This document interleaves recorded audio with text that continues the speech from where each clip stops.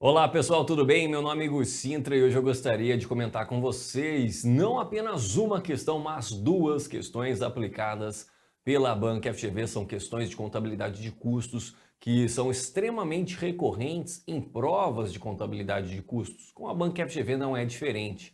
Então vamos para a questão do dia, só que eu quero aqui combinar algo com vocês, né? Não adianta você ficar analisando a minha resolução. Eu quero que assim que cada uma dessas questões apareça na tela, você vai pausar o vídeo, vai analisar essa questão, vai resolvê-la e vai colocar aqui nos comentários qual que é o gabarito que você achou. Tenho certeza que assim você vai consolidar melhor esses conteúdos, principalmente se você errar essa questão, porque daí você vai analisar a minha resolução e, consequentemente, nunca mais vai errar um tipo dessa questão, que é muito recorrente, como eu disse anteriormente. Então, estamos combinados, eu quero que você resolva e poste aqui nos comentários. Vamos lá para a nossa questão do dia, hoje são duas.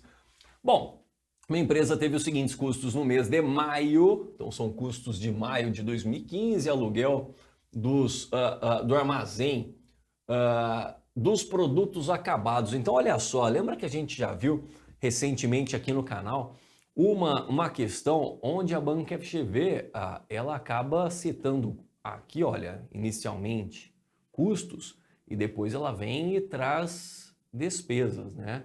Então, cuidado, hein? A Banca FGV ela é maldosa. Aqui ele deveria falar, ó, teve os seguintes gastos, porque aqui ele está te falando, olha, na sequência eu vou te dar custos, mas ele já começa com uma despesa, né? Então, cuidado, né? Aqui o examinador ele é maldoso, ele está falando gasto. Se você não domina terminologia aplicada à contabilidade de custos, dá uma olhada aí em alguns vídeos que eu gravei recentemente. Então, esse aluguel, olha só, os produtos já estão acabados, lembra? Que o custo é uma caixa aberta. Eu vou inserindo ali matéria-prima, custos indiretos, mão de obra. Fechei o custo, acabou, já era. Já fechei o custo de produção. Tudo que eu tenho dali para frente não pode ser considerado custo. Então, olha só, aluguel do armazém onde os produtos estão acabados, né? Estão lá armazenados. Isso aqui é despesa, né? Isso aqui é despesa. Então, cuidado, né? O examinador aqui ele é maldoso, é bem maldoso.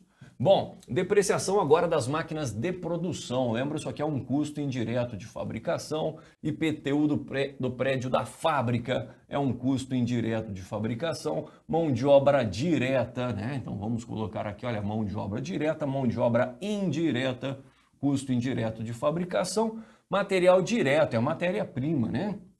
É a matéria-prima. E aqui salário do departamento de compras, a mesma coisa. Isso aqui não é custo, isso aqui é despesa. Isso aqui é despesa, então cuidado com esse tipo de informação. O próprio examinador vem e fala que é custo, mas na verdade não é bem assim.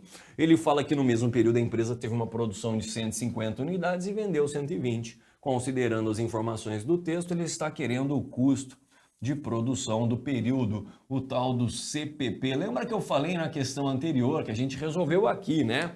Esse tipo de questão clássica, ou pede o custo de produção do período, ou vai pedir o custo de produção acabada, ou vai pedir o custo dos produtos vendidos. Então vamos lá, custo de produção do período, vai ser ali a soma da matéria-prima com a mão de obra direta com os custos indiretos de fabricação. Veja que aqui eu não estou entrando no mérito se eu finalizei ou não a produção, o que importa é o custo da produção de determinado período, né? De determinado período.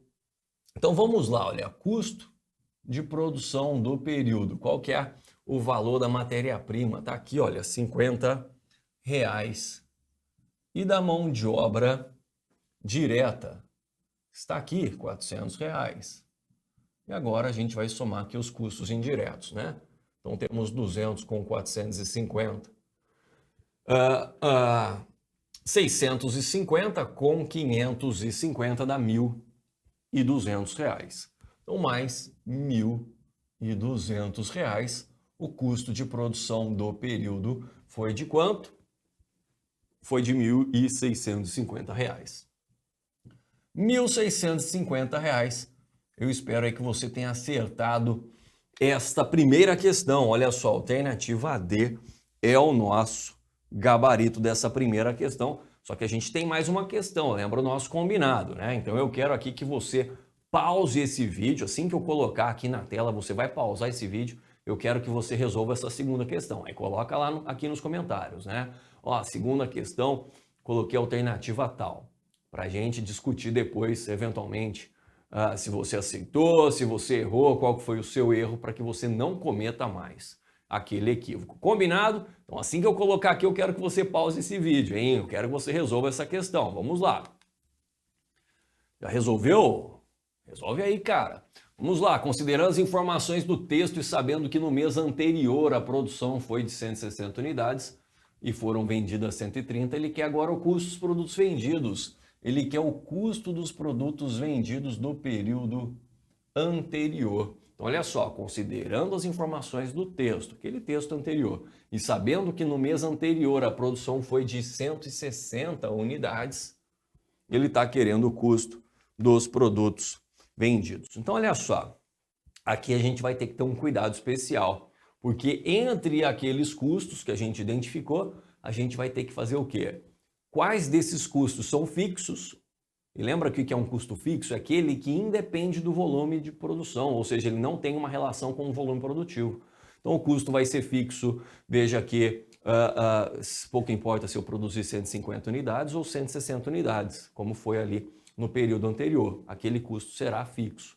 Eu vou ter que analisar quais são os custos variáveis, porque os custos variáveis totais, eles aumentam a cada aumento de produção, tá bom? Então, quanto mais eu produzo, maior vai ser o custo variável total. Como exemplo, a matéria-prima e a mão de obra direta são custos variáveis. Então, vamos lá? Então, vamos lá. Vou identificar aqui, olha, eu vou resolver aqui em azul quais são os custos fixos e quais são os custos variáveis, tá bom? Então vamos começar aqui pela depreciação das máquinas de produção. Isso aqui é um custo fixo ou é um custo variável? Olha, em regra a gente considera que a depreciação ela é calculada de acordo com, por exemplo, o método da linha reta, o método das cotas constantes. Então veja que não tem nenhuma relação com o volume produtivo, portanto é um custo fixo. A depreciação até pode ser considerada como um custo variável quando, por exemplo, o método de depreciação tem relação com o volume produtivo. Então, por exemplo, a depreciação ela é considerada de acordo com o número de unidades produzidas. Então, eu tenho uma vida útil, 1 milhão de unidades produzidas, conforme eu vou produzindo, eu vou depreciando. Aí sim, quanto mais eu produzo, maior é a depreciação, quanto menos eu produzo, menor é a depreciação. Aí ela passaria a ser variável, mas aqui não. Se ele fala só depreciação das máquinas, a gente vai considerar como um custo fixo.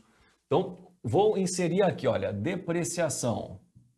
Depreciação das máquinas, R$200. Isso aqui é um custo fixo. Depois ele fala o IPTU da fábrica. O que você acha? O IPTU aqui da fábrica de 450. Você acha que isso aí é variável ou fixo? Pensa, se eu produzir 1, 10 ou 100 unidades, o IPTU é o mesmo? É o mesmo, então é um custo fixo. Então tem aqui, olha, o IPTU da fábrica. Cuidado, se o IPTU não fosse da fábrica, mas de outro imóvel, do setor administrativo, financeiro, enfim, aí seria despesa. Mão de obra direta, o que você acha? Isso aqui é variável ou é fixo? Quanto mais eu produzo, mais mão de obra eu preciso, né? Então, mão de obra direta eu vou colocar aqui embaixo. Isso aqui é um custo variável, R$400 de custo variável. A mão de obra indireta, por exemplo, pensa aí no salário do supervisor. O salário do supervisor vai ser o mesmo independente do volume produtivo. Portanto, vou colocar aqui, ó, mão de obra indireta. 550 é um custo fixo. E por fim eu tenho material direto. Material direto, né? Quanto mais eu produzo, mais matéria-prima eu preciso. Então é um custo variável. E com isso, olha só o que a gente vai chegar. Custo fixo de R$1.200.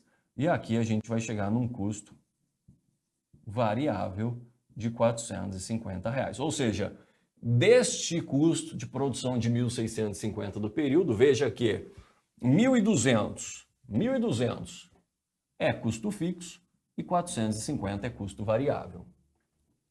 Isso aqui vai ser fundamental para a gente analisar a questão posterior.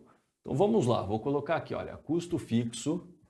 Então o custo fixo do período anterior foi de 1.200 e o custo variável foi de 450, né? 450. Bom, consequentemente, o que eu vou fazer? Eu vou calcular a partir do custo variável qual que é o meu custo variável unitário. Vou pegar o custo fixo total do período anterior, ainda estou analisando o período anterior, e vou dividir pela quantidade de mercadorias produzidas. Veja que a produção aqui, olha, foi de 150 unidades, então eu vou dividir aqui por 150 unidades. E, consequentemente, eu vou chegar aqui, olha, num custo unitário variável de R$ 3,00. Ou seja, a cada unidade produzida eu tenho um custo de R$ 3,00, um custo variável. Para o custo fixo eu não preciso fazer a mesma coisa, porque o custo é fixo.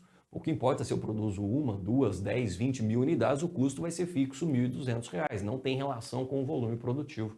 E agora sim a gente vai resolver a questão deste período, do período anterior, onde eu produzi 160 unidades, não é? Eu produzi 160 unidades.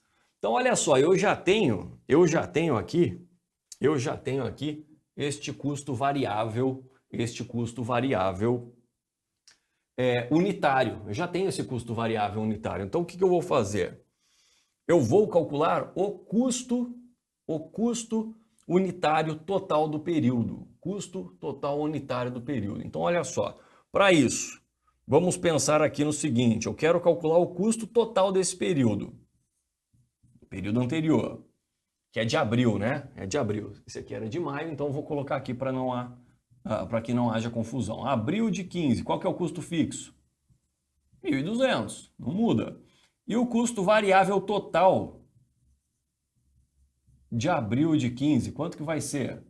Olha lá, vai ser 160 unidades produzidas vezes R$ 3,00 por unidade, que é o que a gente acabou de calcular, ou seja, eu tenho aqui mais 480. Ou seja, o custo total vai ser de 1.680. Isso em abril, no período anterior. Só que no período anterior eu produzi 160 unidades. Então eu vou calcular aqui, olha, o custo unitário. O custo unitário de abril de 15. Como é que eu vou fazer isso? Pega esse custo total, 1.680, e você vai dividir por 160 unidades. E vamos chegar aqui, se fosse 1.600 daria 10, tem 80 dividido por 160 dá mais 50 centavos, portanto eu tenho R$ 10,50. Esse é o custo de produção, R$ 10,50. Lembra que ele está querendo o custo dos produtos vendidos, agora ficou fácil, né? Custo dos produtos vendidos, quantas unidades eu vendi? Tá aqui, olha, vendi 130 unidades. Então, eu vendi 130 unidades. Cada unidade me custou R$ 10,50. R$ 10,50 por unidade. Consequentemente, o custo dos produtos vendidos de abril de 2015 vai ser 1.365. Esse é o custo dos produtos vendidos de abril, hein? Vou colocar aqui, olha, de abril de 15, 1.365, e vamos assinalar aqui a alternativa E como gabarito dessa questão bem legal da banca FGV. Eu quero que você coloque aqui nos comentários se aceitou essa questão, se aceitou ou não, né? Aliás, coloca aqui as duas questões, se você aceitou uma ou outra, coloca aqui também. Se gostou desse vídeo, deixe seu like, aproveite para se inscrever no canal e também clicar no sininho, com isso você recebe as notificações dos próximos vídeos. Lembro que se você está focado em qualquer prova da banca FGV, que vai cair contabilidade de custos, a exemplo da prova de auditor fiscal da Secretaria da Fazenda do Estado de Minas, eu vou deixar aqui na descrição desse vídeo um curso de teoria e questões focado exatamente na banca FGV, para que você possa gabaritar as questões da sua prova. Lembra que o curso é em PDF e a gente tem ali centenas de questões comentadas. Praticamente todas as que eu encontrei da banca FGV e mais algumas de outras bancas para que você consolide o seu conhecimento. Então aproveite, um grande abraço e até a próxima.